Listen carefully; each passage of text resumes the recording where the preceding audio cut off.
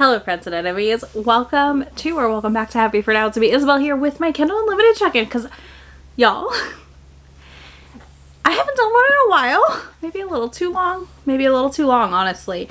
And I realized I've read like 21-ish books off KU since the last check-in. So here we are. We're going to talk about them, because what else would we do? But also, we're going to talk about everything I've checked out. So if you watch my resets, you know that I did a big return on KU recently where I returned everything I had checked out. So I did recheck out some things I already had checked out, but for the most part, we did a fresh slate, all new books. So as always, we're going to go through the 19 titles I currently have checked out and the 21-ish that I have read since the last update. I'm going to timestamp this a little differently for y'all, so I will have a red section. I'm going to call out the hockey books, so if you want to skip that, you can. I understand. I know I've been having a moment, and we're still in it, so it's just what it is. Fortunately, I don't know what way you want to call it, honestly. I, at least, am excited about it and still enjoying this, so we're going with it, because that's the point of reading. You gotta read things that you find fun, right? Currently, I've checked out that is not hockey books, because it's a pretty small number. So first of all, I do have The Wrong Bride by Katharina Mara. She's attending StimulantCon as I am as well, and I want to read one of her books or more of her books, see if I like them, decide if I want to order any to get signed. So I do have this checked out, and I did get the audio to go with it, so probably in the next update I will have feelings on it. Then I also have Trouble by Rilsey Adams, because I realized when we were recording chapter 3, which is available now, but like today, the day this goes up, but also the bonus content for chapter 3, we talked about LGBTQ IAP plus or LGBTQ Rex, and this was one of them, and I didn't realize it was a polyam book, and I'm here for it, so I do have that checked out. I also have 2 historicals right now, which are The Monstrous Duke and I by D. St. Holston. This is my first one by this author. This is the second book in the Monster Ball series, and I have this checked out because I am doing a read through of this series with my members and vlogging it for them, but like they're getting like section vlogs where it's like I'm reading the next 2 books together. I'm excited for that. I also have Forever Your Rogue by Erin Langston, which I think has left KU. So I checked it out because I saw a lot of my friends and mutuals on Twitter have loved this book, and I was like, you know what, we're going to check it out. We're going to give it a try because I cannot resist things that I see too much of at the end of the day at times. So I don't know a ton about it. I just know a lot of people really liked it that I trust their opinions on, so I'm hopeful. I also have Funny Guy by Emma Barry, her newest release, checked out. I do have an arc of this, but I did check it out on KU to get the audio on Audible, since it is one of the ones that includes the audioed book. And I really enjoyed Chick Magnet by her earlier this year, so I can't wait to also read Funny Guy. Next, I have Baby Doll, which is a rockstar romance by Thea Lawrence. This is a former Bucky fic set in the 80s, so much so that I've started it and stopped it because I just wasn't in the mood for it. They're like smoking on a plane, like very 80s. Like that, it was like wild. I was like, whoa, wait a minute. She is a journalist at a magazine or something, like think Rolling Stones, and is following this big band on tour, and Bucky is our lead, who is a bit of a mess apparently. So we'll see if I get back to it and decide I like it. I may DNF it, I'm not sure yet, but when I started it, I just wasn't in the mood for that, so I just kind of quickly put it away to the side to come back to. Next, I have Learn to Love You by Jade Hernandez. This is the pen name of another author that I really like. This is her contemporary pen name. She wrote A Brother's Best Friend here, so I have to read it. I'm very curious. I know one of my members, Morgan, I think it was Morgan, who told me about this and read it and liked it, so I'm really excited to give it a go because I really liked her other writing.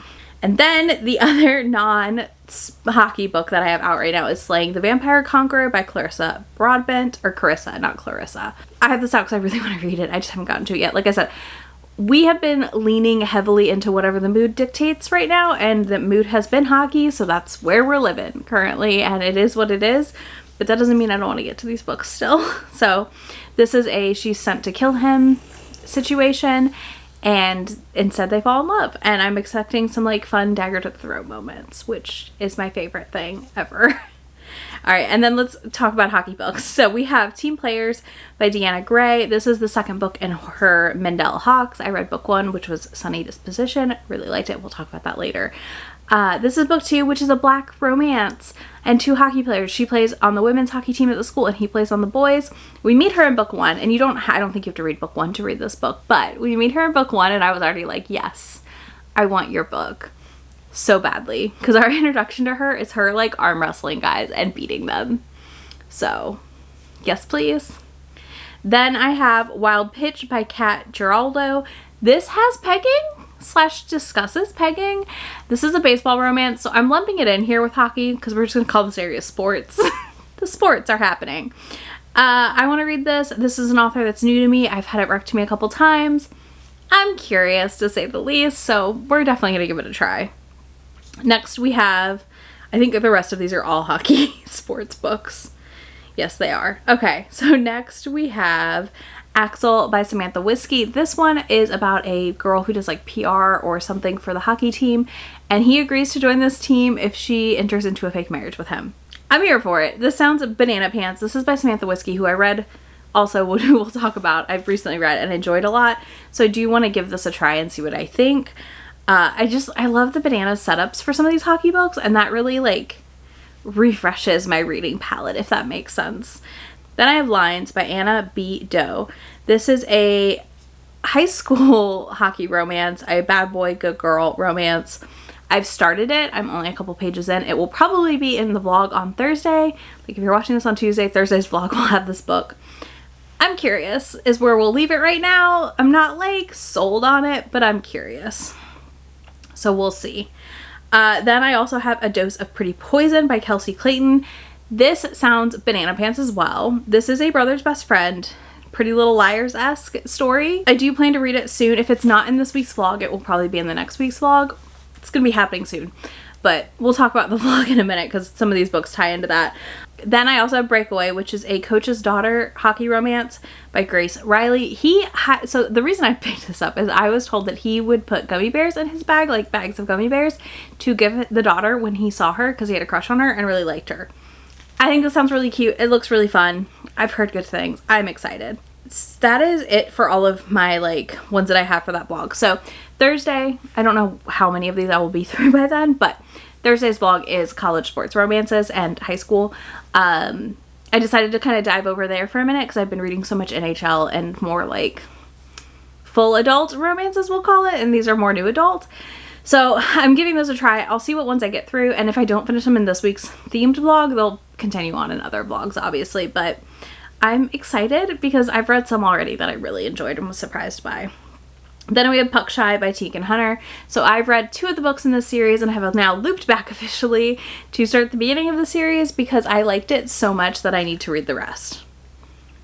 It's just something that's happening for me right now, and I'm not really sure about it, but I'm really enjoying Tegan's writing. We also have The Penalty Box by Odette Stone. This is book 3 in the Vancouver Wolves, which I didn't think I'd continue. One of y'all told me to keep going and that the second one was better, which the second one is better. We'll be talking about it in a bit as well. And I now have to finish it because it's only 4 books, and I really want the 4th book's story, but I think I need to read book 3 to read that one probably. I know they're interconnected standalones, so for me at least, I would rather just read all 4, like the next 2 and be done. Because the last book is Older Woman, Younger Man. And I am here for it. I am so here for it. Next we have Defensive Hearts by Ali Sees. I'm not sure how to say her last name. This is an enemies to lovers grumpy sunshine. Need I say more? No. She accidentally sends a picture to the wrong guy, and it turns into them like having some things. So I'm excited. I think that sounds like a fun setup. It sounds silly in a good way.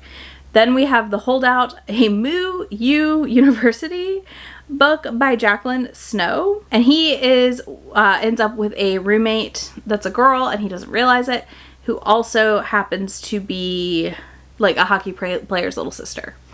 So that's going to be some contentious relationship there, and I'm very excited about it. Next, we have the last hockey book, which is Double Pucked by Lauren Blakely.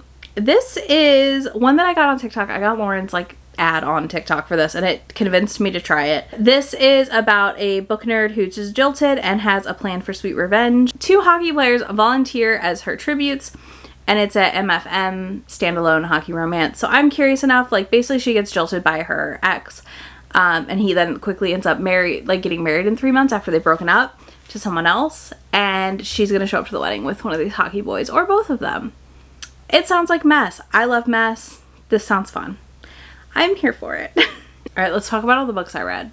All 21 of them / 20 and 1 DNF, however you want to call it. All right, first up, we have Shimmy Bang Sparkle by Nicola Rindle. I loved this. This is a great heist romance. She's part of a girl group of criminals who have been notorious for the things they steal. They're literally called Shimmy Bang Sparkle. And he witnesses her doing a thievery and follows her because she left her phone. Turns out he just got out of jail for some crimes. And then her and her friends are planning their next and final big crime, and they're unable to help, so he ends up helping her. It's really good, really fun. Such a different romance, and really, really just enjoyable. I've talked about it a bit on my channel when I read it, but I had such a blast. If you remember me talking about it and you haven't picked it up yet, I really think you can't go wrong. So, content warning around a slur used around Inuit people. But this, I'm not saying it excuses it, but it was written in like 2018, and I know in the States at least, that is definitely something I still heard in 2018, unfortunately, so know that going in. But yeah, I really liked this. I think this was just really fun, different romance, unique setup, unique plot. It's a heist, but a romance. Like, I loved it, and I wanted it because I wanted specific vibes. And then I asked for those on Twitter, and this was one of the suggestions, and I can't remember what I asked. So there's that. Then we have Things We Never Got Over by Lucy Score. I read this for my members blog. What do I say about this? I give this 3 stars. I don't know if Lucy Score and I are ever going to get along, but I do want to read the 3rd book in this series. I have no interest in book 2. But my members got a vlog of this one. So if you haven't watched it, feel free to check it out. I just felt like this was one of those ones where like they're supposed to be older and they read like they are 18.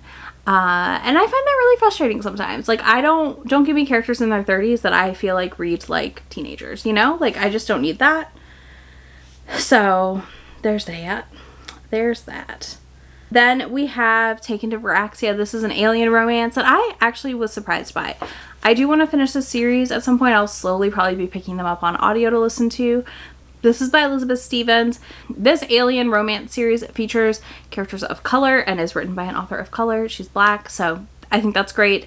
But I really liked this. I think this was an interesting setup. So basically these humans and people have been sent to a planet and like forced to live there, but also are hunted by this race of aliens, and people think it's consensual, and it turns out it's not, which they find out when some of these people show up there. Some of the aliens do, and one of the girls ends up being his fated mate situation, and it was really good. Very strong characters, really interesting world. Definitely curious enough that I want to read more of it, so there's that. Then we have Debutante's Curse by Jessa Kane. I have talked about this recently. This was not a good Jessa Kane book. I like Jessa Kane. I generally enjoy her books. Usually I there for a fun time, not a long time, not a great time, just a fun time, you know? Like, they're just there for exactly what they are. And this one really suffered because I think it was just a little too banana pants and a little too short for the amount of banana pants you were served. How many times can I say banana pants? So it just kind of wasn't enough. Like, there's a curse. She ends up like unsated by one of the men, then by 2 of them, and then her stepdad gets involved. So it's her old foster brother, her stepbrother, and her stepdad. It's a lot. It's weird. And she's like turning 18 and being debuted. It was a situation. It was weird. I just don't think I recommend it overly like any of her other ones. I think you're better off going back to some of her older works. Then we have Bewitched by Laura Thalas. So I got an arc of this, but I also checked it out from KU and picked up the audiobook. So I'm including it here because I used the Audible syncing to read it and listen to it at the same time, like to dual read. So I did enjoy this a lot. I think this was a really fun new adult college setting coven witch romance. I feel like it had some grit to it for a witch romance, and a lot of witch books lately have not had that for me. This does follow our heroine who every time she uses her powers loses her memory. So there's a big risk for her every time she uses her abilities.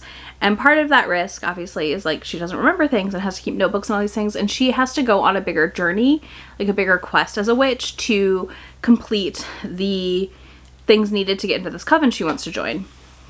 And when she goes on that journey, the plane crashes. She lands the plane. Turns out she's being summoned and / called to by this ancient man named Manon. And he was her lover in a past life.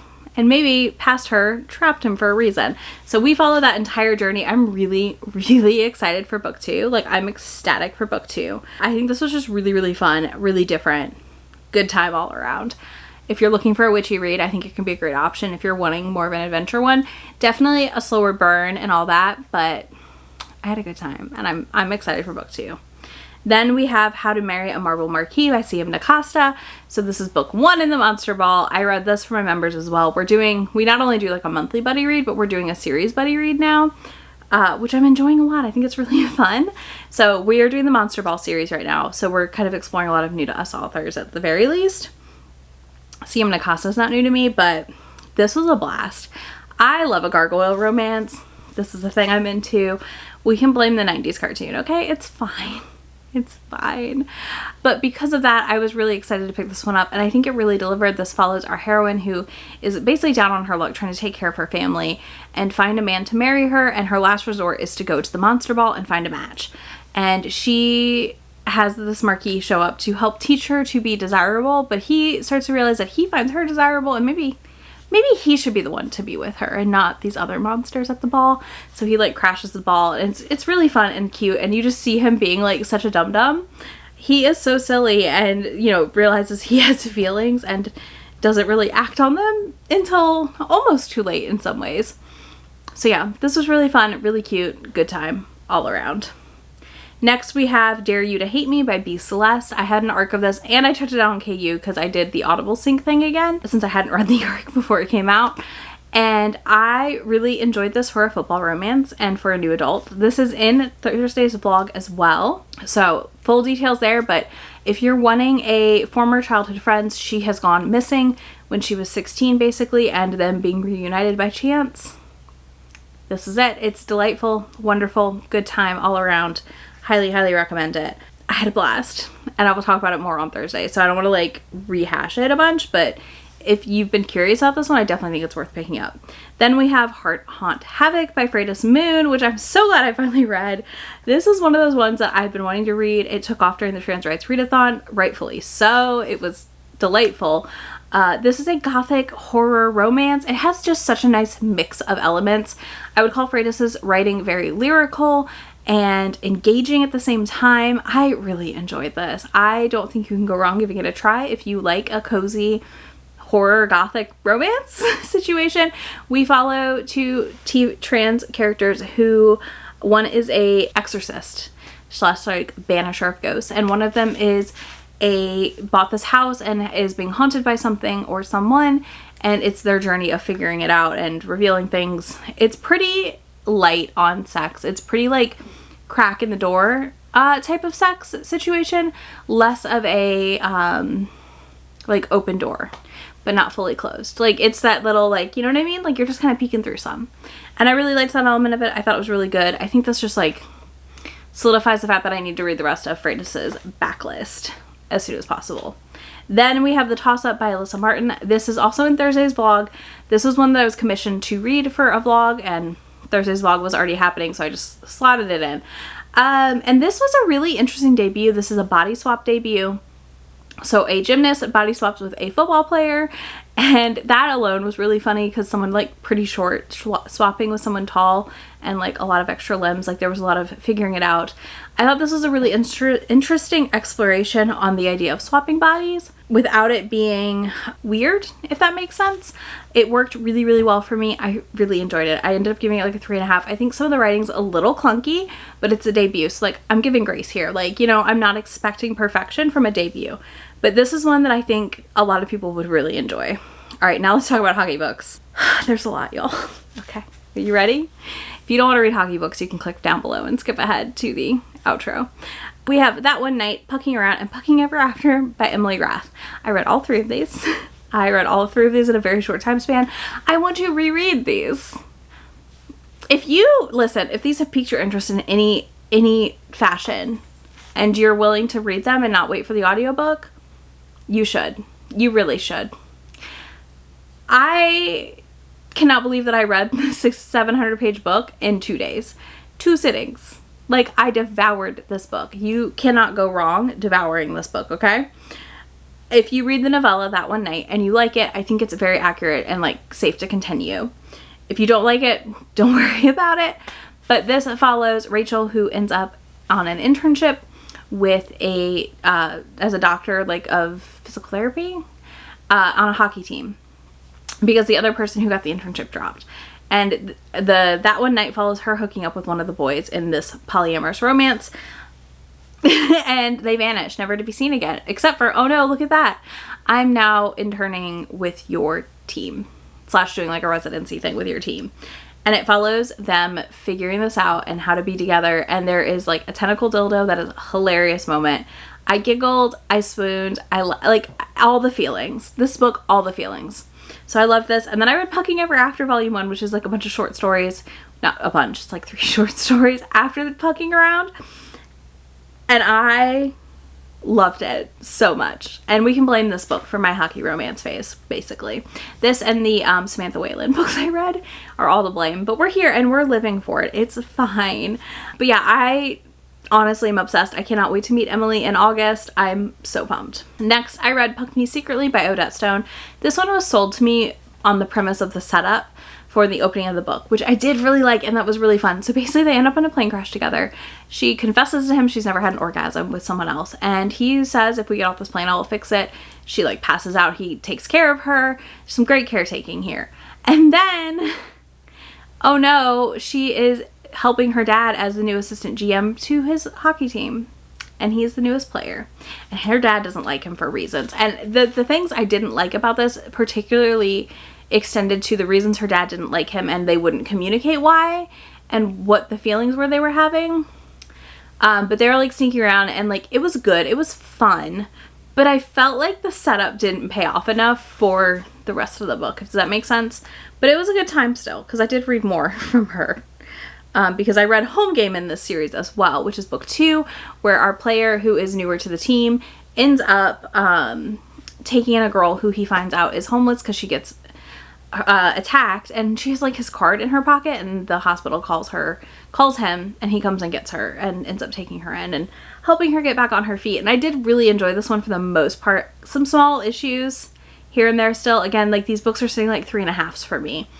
But he helps her get her life together and sets her back off on her feet kind of, and they eventually then come back together once she sees she can live on her own. But it was cute. It was really fun. Some of the drama, the melodrama in these, like that's the issue. These are what I would call soap opera books, kind of. They're very soapy and melodramatic, and it's just not always the kind of melodrama I'm looking for in my books. So there's that. Then I read Rule Number 5 by Jessa Wilder. This one was okay as well. What I'm finding very quickly as I read these is sometimes the setup that I want for the book isn't paying off as much in the book. I liked both of our main characters, but by halfway through this book, I was so tired of the build-up to their breakup, basically. Because you knew the third act breakup was coming, and like you hit 50% and you know it's coming, and you're just waiting. And it felt like an eternity. And her one rule was she doesn't date hockey players, and like she has 5 rules. She doesn't fall in love, this, that, the other. And of course it's him falling first, and like the slow burn, and it had so much potential to be amazing, and it just really ended up falling very flat for me personally. But I know a lot of people loved it, so maybe it's just me thing. I don't know. Then I read Sunny Disposition by Deanna Gray. This is a really cute setup. This follows 2 kids in college. He had a concussion. He got injured, and his injury happened after a game. He got jumped by the opposing team, and he was actually headed to meet our female main character because they talk online together, and we're gonna meet up finally. And lo and behold, that doesn't happen. He kind of vanishes. They kind of reconnect, and then he meets his new roommate. Him and 2 other players are rooming with someone else. Her best friend's family like rents out houses in the college town, and that's why she's living in the space. So he and her like kind of have a connection weirdness, and he figures out who she is, that it's her that he's been talking to, the only person he's felt comfortable with since his head injury. And it's a lot of like self-discovery and reflection in this book, I would say. around his head injury and who does he want to be now, and is he the same person, and everyone expecting him just to be the same after this traumatic event. So I loved this. I think this was really fun. There's a great like face sitting moment in this, and it was really cute to read because he's literally like, no, sit on me and kill me, like it's fine. Then I read Asher by Samantha Whiskey. This is a hockey adjacent book. This one I really enjoyed. I think this is very silly and fun. This follows the owner of a hockey team and the romance novelist who is shadowing him.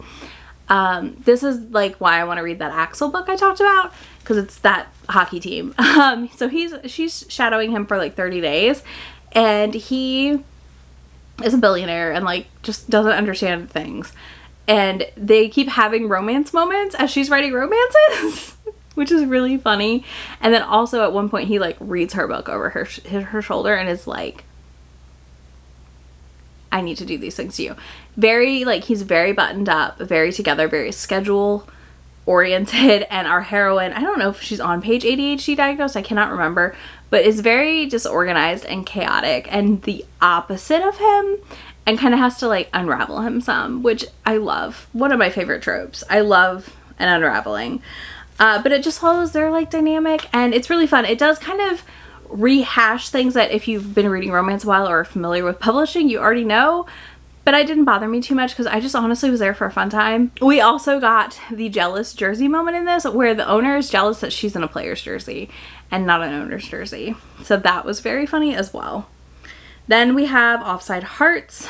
This was really cute. I really enjoyed this one. But it also is probably one of the hockey books I read with the most sex. Like, they are banging constantly in this book. We've got like a golden retriever playboy hero.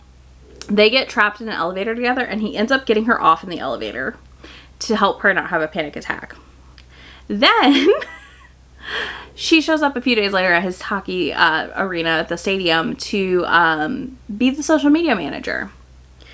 And he is like, I'm gonna win you over. This is gonna work. I am gonna win you over. This has to happen. And we follow that journey. I really enjoyed it. I think it suffered for the third act breakup though.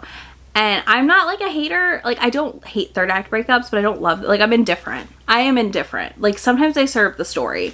They served the story in Home Game. I didn't feel like the third act breakup served the story in this book, so I didn't love that element. Then I read The Neutral Zone by Tegan Hunter. This is my first book by her. This is the absolute opposite hockey hero, and I'm obsessed with him. I loved him so much. Fitz is a introvert. He has a cat, and he just kind of keeps to himself, honestly. He's not big on going out with the team. He's not big on partying. And he is just a total sweetheart, and I adored him. And Rosie works in the coffee donut truck outside near the stadium where like all the guys get drinks in the mornings and stuff. And she works there and also moonlights as a voyeurism cam girl of sorts. She doesn't really do anything inappropriate on camera, and he's been watching her. And we follow their journey of, again, a third act that made sense why they broke up and had issues, because she didn't know that he watched her channel. And there's some reveals there that are a little intense because he, unlike in like Sunny Disposition where he kind of stops talking to her a ton because he feels weird about it, he doesn't stop. He kind of uses the channel that he's watching and the communication line he's opened with her there to like talk to her still some. But again, it worked because I didn't hate it. I didn't hate it. Like it actually kind of worked for me still. So normally I'm a little hesitant on that, but I really loved this book. I will be buying the special edition of it. Then I also read Glove Save because I'm wanting goalie books. And this follows a single mom who's also works in the same coffee donut truck. And the goalie and her daughter. Her daughter calls him Jackass. And it's so funny. And he is just kind of really gruff and mean. And they just end up in this interesting relationship situation, we'll call it. Like, he is just so grumpy. And ends up then putting himself in a position where he ends up coaching her daughter how to play hockey. That was freaking fantastic and adorable. And I loved it. This was great. I really like Tegan Hunter's writing. It's very engaging. And the last thing is the one DNF I had from KU. And that is A Soul to Heal by Opal Rain. Listen, it was on my currently reading shelf for months. Shay and I were buddy reading it. Neither of us wanted to go back to it, so we've just kind of put it aside. So I'm calling it a soft DNF. I will probably speed read or like skim read the book at some point so I can move on to book 3. But I just was not engaged by this one at all, and it's sad and it's disappointing and I hate it here. It's not what I wanted by any means. But yeah, those are all the books I read on KU in the last, I think, 3-ish months since my last video. So I'll be back hopefully in 2, not 3 this time to update you. This was a lot, so it was long. But I will be back then at some point with these. I would love to know the last KU book you read and loved, as well as if you got any goalie hockey recs for me. And if you don't want to do either of those things, leave me a book stack emoji because I feel like I just talked for so long. I'm gonna go chug some water. But anyways, I'll have links to all of these books as well as links to Be My Friend anywhere on the internet. And I will talk to y'all in just a few days. Bye! Already packing, come with me. I'm not really asking. We'll get away to a place where we don't know. About to see the world in action, what we can be, life with no distractions. We'll get away, this is what we